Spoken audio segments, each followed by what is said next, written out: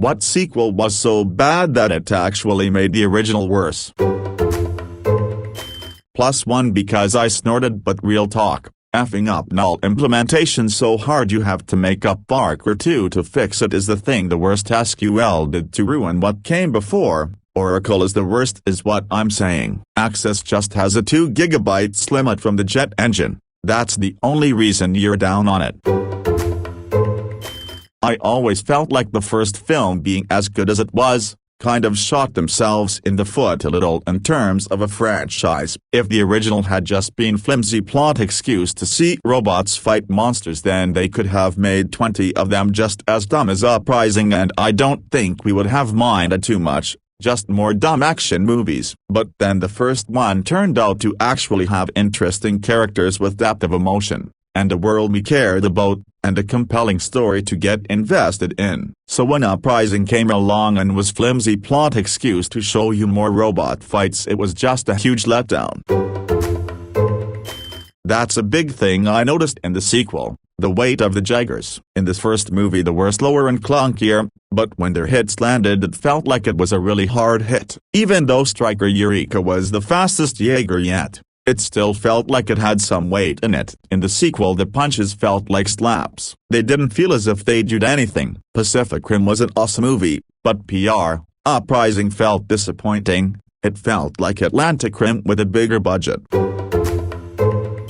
There was plenty to hate about Terminator 3. But I still love the events leading up to and the ending itself. Job has to ultimately accept there is no way to prevent Judgment Day. He ends up in the bunker to simply survive. His entire life up to that point had been trying to stop something he never could. Then the radios start coming in asking for help and he has no choice but to accept his destiny, and then the nukes start flying. The future movies after 3 I didn't care for, but the first 3 are a conclusion to a good trilogy. The sequel movies should have gone in an entirely different direction, but we got what we got. I never watched Dark Fate, but didn't it try to retcon the 3rd movie or something? I just like to pretend Terminator was only 3 movies.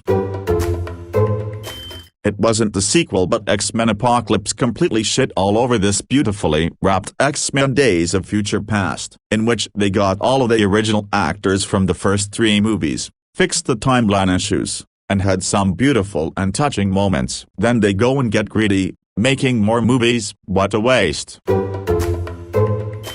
Do FP is one of the best superhero movies of all time. I always say the best X-Men movies are better than the best MCU movies. But the worst X-Men movies are worse than the worst MCU movies. The inconsistency really kept the franchise from reaching its true potential, and Apocalypse and DP were just such a slap in the face. We could have gone out with a bang. Instead we went out with Mystique as team leader, Mags wrestling with the single helicopter, and mutant-powered dreadlocks.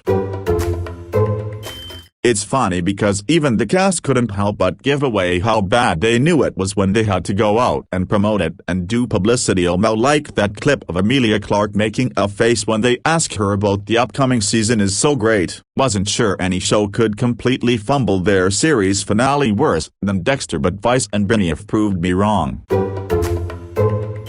It's a tie for stupidity between tamed velociraptors being used in modern warfare and a laser-guided mutant dinosaur. Also, the auction prices on the dinosaurs were way too low, and them not noticing the giant active volcano before building Jurassic Park. Apparently Site B just vanished. So much stupidity. Engine are now so comically evil that I won't be surprised if they dangle people over the velociraptor enclosure.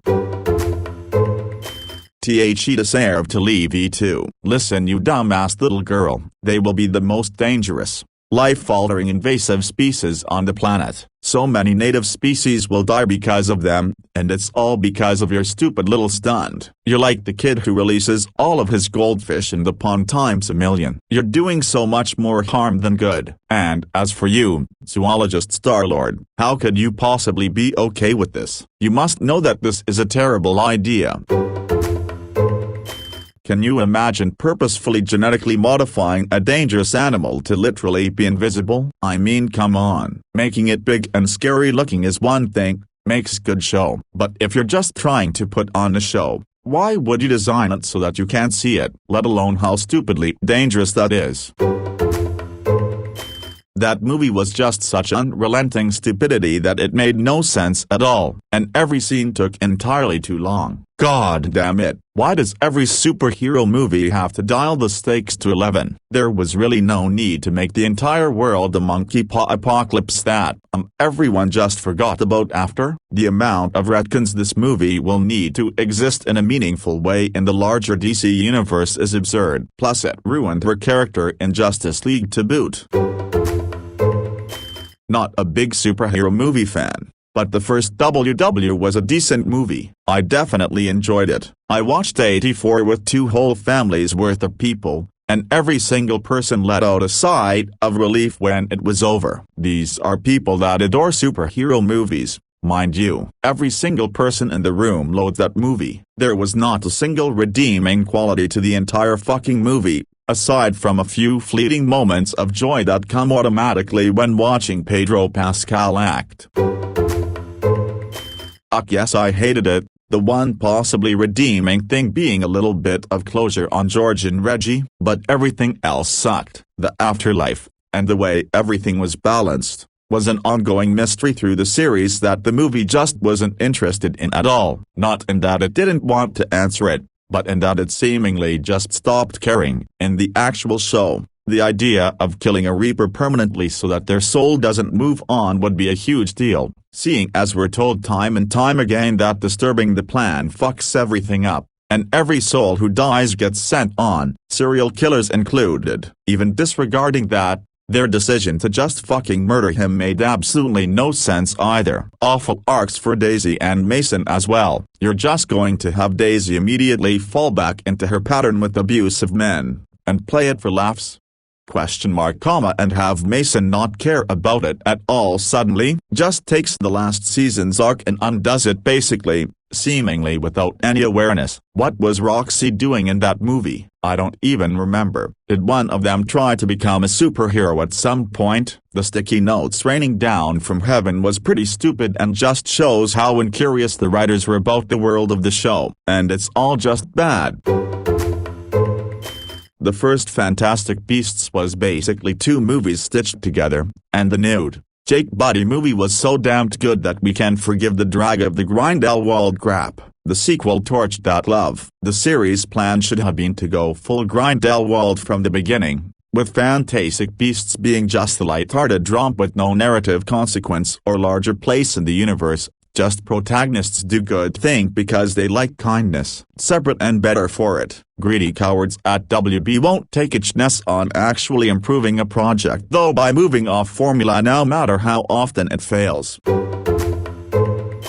The entire DC Extended Universe has been one colossal failure. The thing is, there's no excuse. They had the budget, talent, and the current interest in comic book-based media to compete with Marvel. DCV. Marvel Comics has been as fierce a rivalry as Red Sox v. Yankees, but the poor DC fans have been let down badly while the Marvel fans have been riding high for the past decade.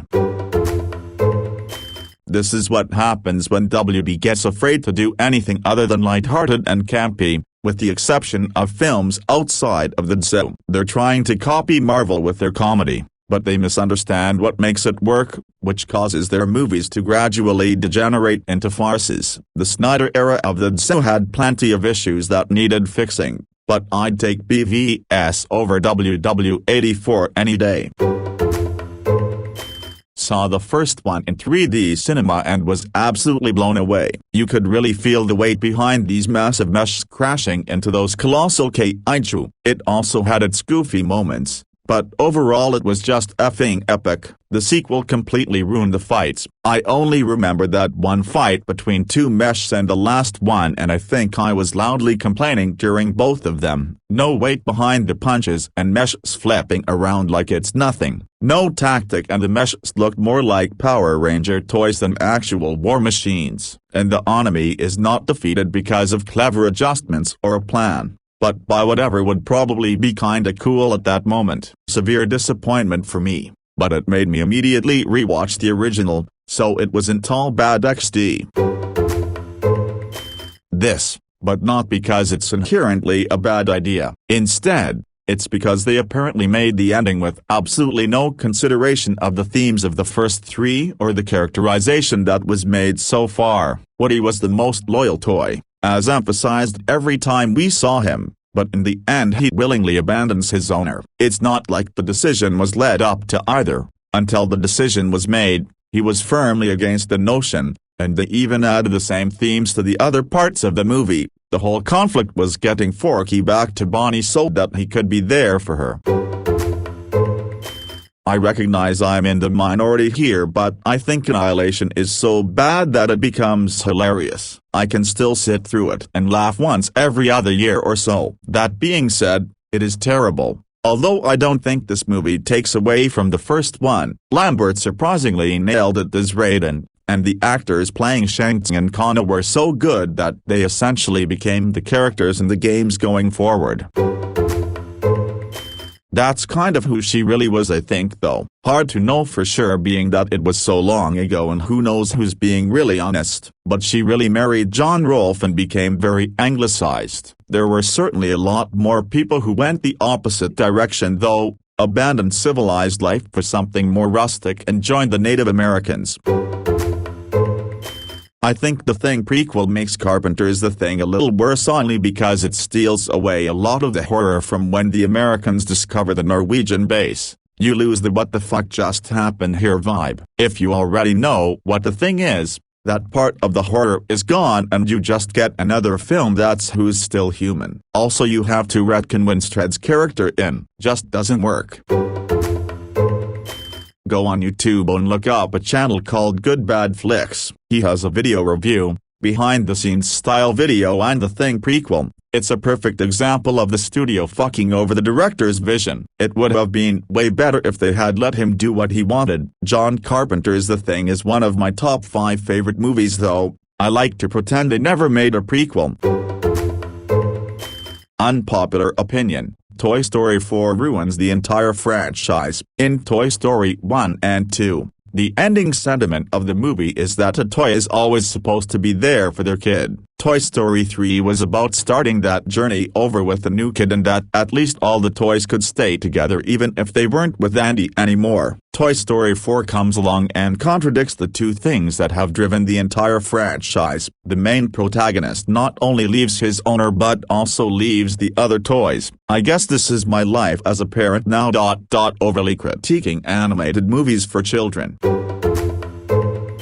I know that this has probably been said like a million times at this point, but the Star Wars sequel trilogy fits this prompt to a T. Within the span of 3 movies Disney was able to invalidate the prophecy which formed the overarching story thread of the original and prequel trilogy, undid the point of Vader's sacrifice at the end of Return of the Jedi, took all the character development from 4-6 forming that archetypal hero's journey and threw it away for horribly timed cheap laughs. More than any of this though, it effectively trashed the world building that had been painstakingly assembled up until that point. When creating a coherent series it's important to establish what can and cannot be done. Furthermore, creators who do a good job of this set important expectations as to the narrative tone. I'm not saying you can't do a cool postmodern take on the series, Coder 2, or see the world through the eyes of a villain, Bane, but to have a character facing down a group of supposedly the most evil motherfuckers in the universe, the First Order, and crack an oddly timed yo mama joke shows the audience that the characters, nor the creators, are invested in the plot. So why should the audience be? I know most people are listing movies, but Go Set a Watchman severely hurts my enjoyment of To Kill a Mockingbird. I know it never became a movie, it was technically just a first draft, and it doesn't even line up with Cam, but still. I never even read the book, just a summary, but now every time I think of Atticus Finch, I don't think of the lawyer who believed in justice and racial equality. I think of how Harper Lee intended for him to be a closeted racist who reluctantly did his job. Little niche, but Metroid Other M. Aside from the obnoxious levels of mommy analogies, they turned a mostly stoic character with an understood degree of humanity into a little girl with unresolved daddy issues. Both her parents were murdered at a young age and she was raised to adulthood by aliens. but she somehow specifically had issues with male authority figures. Drawn to Life 2. The original Drawn to Life is a charming little DS game where you play as the god of these adorable little creatures called the Raposa, and go through platforming levels creating weapons, tools, platforms, to use in order to rescue other Raposa from the levels, as well as things for the Raposa, and by create you literally had to draw them, hence the title, in a fight against the dark force. Hardly a complex storyline, but it's charming all the same. The sequel fucks this up. See, near the end of the first game, you rescue Mike from a level. Mike is a joke character, he's not actually a Raposa, he's a human, and his existence in the game is mostly just to make jokes about how he himself is out of place. The sequel slowly unveils through its story that Mike is the most important character to the story. By the end it's revealed that actually the whole thing, the entire game and the world of the Raposa, is nothing more than a coma dream in Mike's head while he is hospital. Everything you did not only in that game,